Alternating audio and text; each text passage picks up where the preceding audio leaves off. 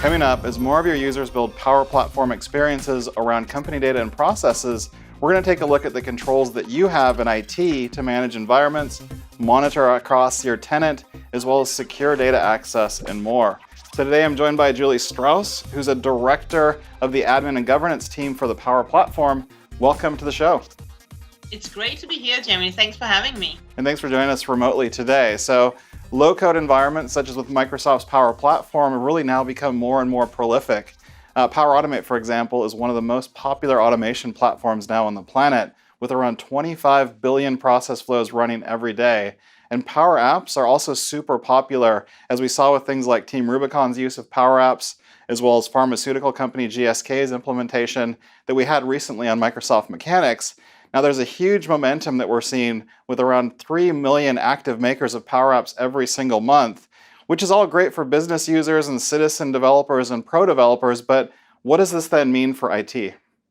It's great for those of you in IT too. There's no reason why you can't let your citizen and pro developers innovate and automate their business processes and create apps. And you might be familiar with the controls we have available for Power BI, which I know we have shown a few times here on Microsoft Mechanics. But we also have controls for the rest of the Power Platform that helps you focus on making sure that you have the right parameters in place for those creating apps and flows. And this is what we're going to be talking about today. Okay, so why don't we start from the top here? And a lot of time you think about the extent of the activity that's going on in your organization. You want to get a handle on that from an IT perspective of the apps, the flows, and all the policies that you might need to set. What do you need to do then from an IT perspective to know which policies to set? Well, we've been doing a lot of work in the area of administration and governance, including analytics, to make it much easier to oversee what apps are being created, by whom, and the impact to the rest of the organization. The new Power Platform Admin Center provides a unified management experience, which you can get to by going to admin.powerplatform.microsoft.com. And from there, you can access a number of built-in reports. I'll point out a few of the important ones. Under resources, for example, you can access capacity reporting where you can assess the storage consumption for your tenant. You can see which type of storage is being consumed, as well as which environments are consuming it. So you can very closely monitor who are the heavy consumers in your environments. Next, let's take a look at analytics. Under Power Automate, you can see what processes are being automated and which flows are being created. And with it, you can here have a different view into the runs being made daily, weekly, as well as monthly. And this is useful when you want to see how active your user community is. You can also quickly see which data sources makers are connecting to and who is using them and in which flows. And you can get the same for apps. This is useful when you think through your data loss prevention policies and who have permissions to connect to specific data sources. This can also give you a feel for the impact when you start to think about blocking specific connectors. Okay, and these provide then a good level of visibility with specific or within specific environments, but what if you want a more holistic kind of cross-tenant view of activity? You can do that too. You can build your own custom dashboards by taking advantage of the telemetry that the platform submits to the Microsoft Office 365 activity logs. And our Center of Excellence Starter Kit provides you these Power BI templates, which you can use to create cross-tenant dashboards that tracks your overall apps and flows. Here I can see the most active makers creating apps and what departments they're in and the most active departments. I can see the different environments that I've created. I can look at the different types of apps and trends over time. And I can even see what flows are being created. So both a combination of these out-of-the-box report and the cross-tenant dashboard template will allow you to very easily monitor the activity within your tenant. And as an administrator, you can have full visibility. All right, so now you can see what's going on, but what level of controls then do you have in order to do things like manage access to resources and data?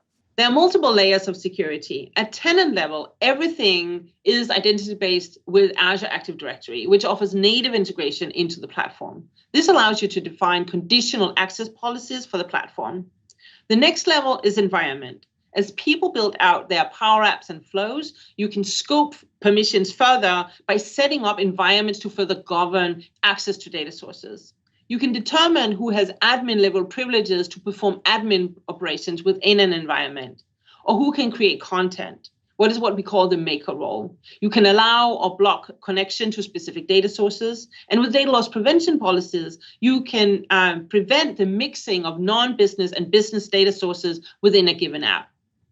At the layer beyond that, at the data itself, by provisioning common data service, you can control data access right down to the table and even field level. So this then gets away from kind of that one-size-fits-all approach, and you can make sure that different departments then within your organization can access resources and data in a compliant way than as they build out new experiences and automations. That's right, and that's where setting up environments is key. So let's go back into the Power Platform Admin Center, and I'll make this real for you by showing you how you would set up an environment. Now you can see here I set up a few environments already based on data boundaries. For example, I have geographic location and specific departments. I'll set up a new one. I'll click New. I'll give it a name. Next, as you set up the environment, you're presented with 3 different environment types. You have Sandbox, where people can develop and test with limited impact on your resources. You have Trial, which expires after 90 days for experimentation.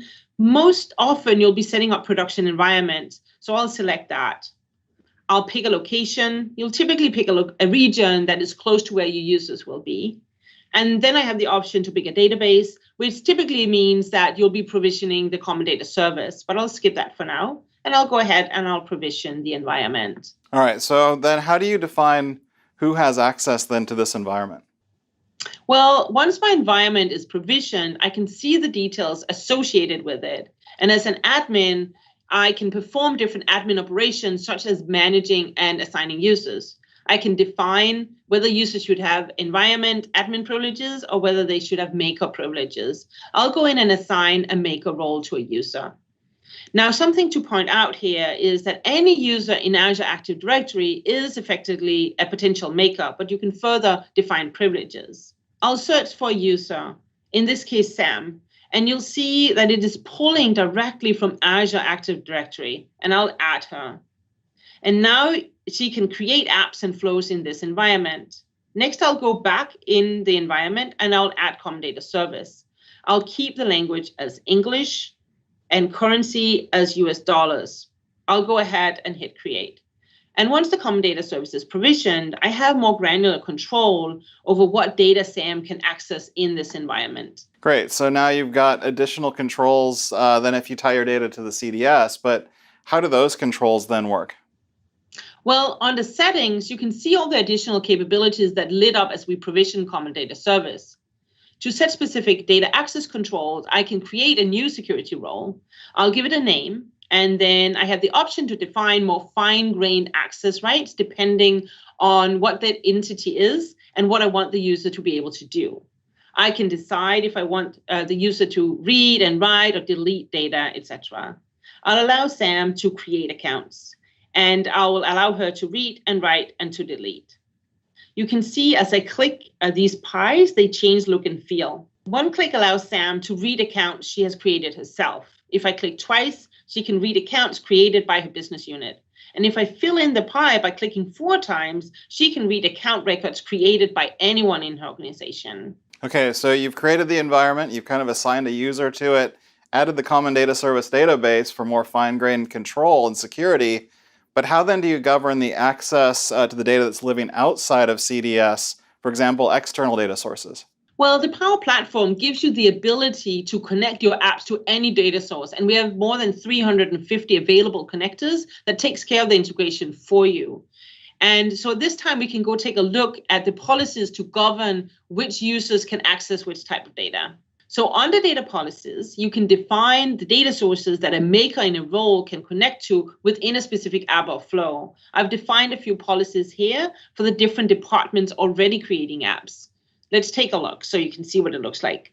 So by default, all connectors are added into non-business. But once you recategorize to business, you are able to isolate the specific data sources the user can connect to in a single application. Because this is the marketing department, I'll allow the user to access data from both Twitter and common data service. But they cannot in the same app, for example, connect to Adobe Sign or Act. I've also chosen to block SAP. This means that the user can't connect to this data source at all. Had this been the finance department I was creating a policy for, I would likely reverse the two. When I'm done with my policy, I can go ahead and define which environment I want to apply it to. In this case, the environment is for my marketing department. Okay, so there's really a lot here that I didn't even know about before, and this could be really good news, I think, for admins that are watching everywhere. But what's your team then working on next to even further this story? We are continuing to build out capabilities in the Power Platform Admin Center, such as management controls for new resources that are being onboarded, as well as additional analytic views and government capabilities. Also, you'll see us do more in the area of alerting. Today, we publish sample scripts and flows for common alerts through our Center of Excellence Starter Kit. For example, this flow helps you set up an alert to get notified when you see an app being shared with a high number of users. We also give you a Power Automate template for users to submit a business justification to create apps and flows, so you can potentially determine to set up an environment for them. Okay, thanks so much again for joining us today, Julie. And also to get access to the sample apps and flows and our cross-tenant Power BI dashboard template, check out aka.ms/COE starter kit download, and also join the Power Platform community to see how your peers might be using these capabilities. And that's at aka.ms/power-users. And of course, don't forget to subscribe to Microsoft Mechanics for the latest tech updates. That's all the time we have for this show. Goodbye for now.